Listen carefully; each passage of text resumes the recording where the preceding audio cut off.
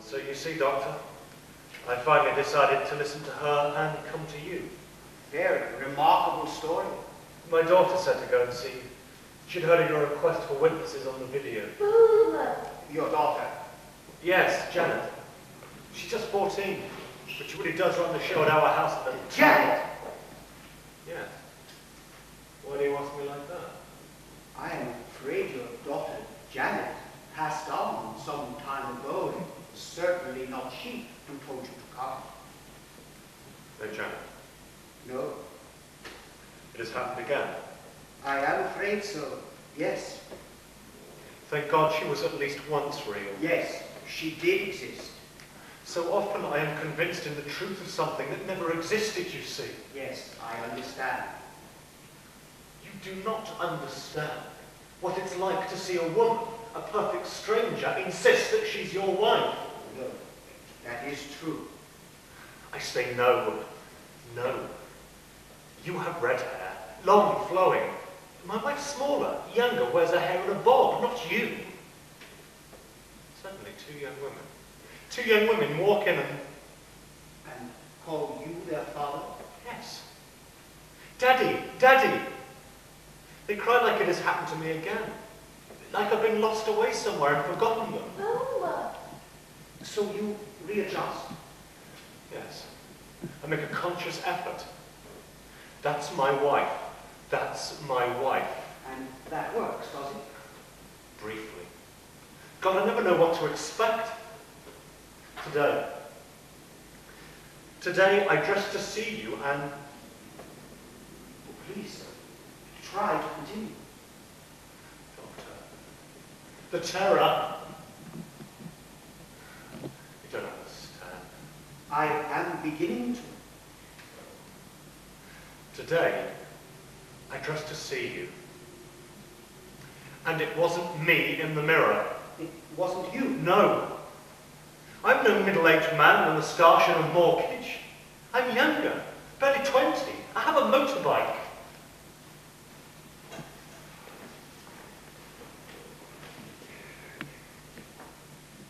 There you are. Boom!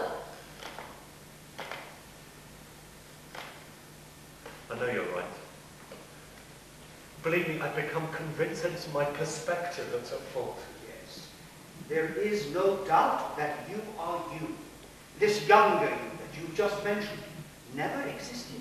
I can give you his entire life history, a life in total. I can give That it doesn't to you. alter your identity, I am afraid. The overly earnest gentleman before me is you. Good. Boom! So what can I do about this? The effect on my family is devastating. Right now, for instance, I have two What daughters. do you mean by right now? I mean, they weren't there yesterday, but Christ! Please relax. Speak more slowly. I am here to help you. Forgive me. I forget myself. Could you tell me exactly when it started? Tell me what you saw. I've already told you. Yes, but it is often helpful, I find, to repeat these things. Good. Thank God. I was afraid I'd imagined telling you. No, and that is true enough. All right. I was sleeping. Or at least I suspect I was. And it didn't look anything like this. It was much darker. I lived alone. It was a long bed, and I lived Try alone. not to be sidetracked. Right. Anyway, I awoke. I guess I can say awoke. And at the foot of the bed stood three men. You saw them clearly. They were like silhouettes. They wore fedora-like hats, and what I guess were meant to be capes. Dark, black capes, like out of some old movie. You couldn't see their faces. really. Wait. Yes. They were smiling. Sure, 3 men, one tall and lanky. They smiled and started nodding. No. You mean as if to indicate yes? You've got it. Did they speak? No, not a word. Silent as death. I see. And then? They placed something at the foot of the bed, some objects, and then just walked away. You saw them go, Like figures disappearing into a shadow. and you got up. I got up. I turned on the light, and I got up to take a look. And what did you see? The objects, they were there all right. Objects of what sort? They were oddly shaped ceramic pieces. One I remember was shaped like a crescent moon. Another almost like a star. The others I couldn't make out. Their shape was nothing you could recognize. No, oddly shaped. Please, proceed. I bent down. How I wish I hadn't. To recall is painful, I realize. If I hadn't touched them. But in this case, essential. Yes. Okay. You touched them. Yes. And what happened then? It's so peculiar. The instant I touched them, they changed. Changed. In what way? I touched the crescent moon, and it became a bunch of paper flowers. Paper flowers. I touched the star, and it became a silken scarf. All the objects changed at your touch. Yes! Changed as if I were a magician performing parlor tricks. You felt you were a magician.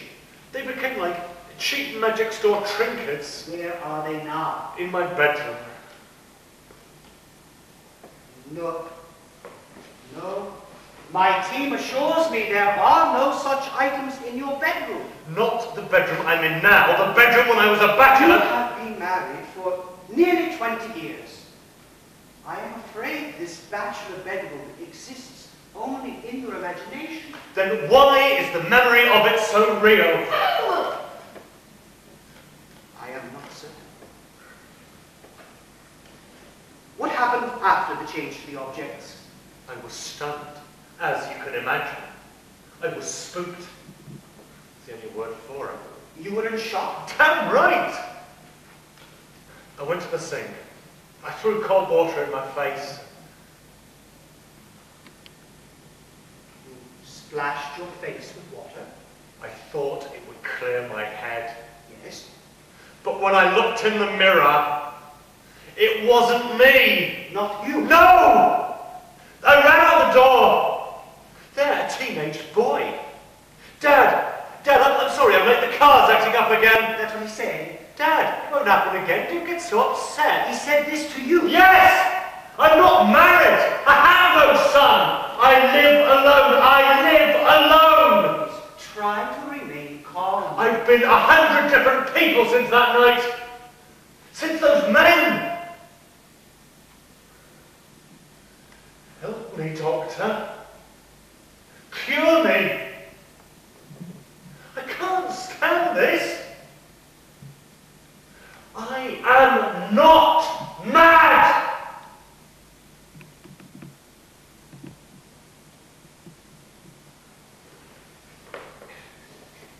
No. I am sure there is a rational explanation to all this. Do you really think so? Can you help me? We are working. Please. Please. I'll leave her and it'll happen again. A new wife, a new house, a new job, a new me, over and over. You have been very helpful. Over and over. A new me. New clothes in the closet. Kiss me, honey, from a stranger's lips.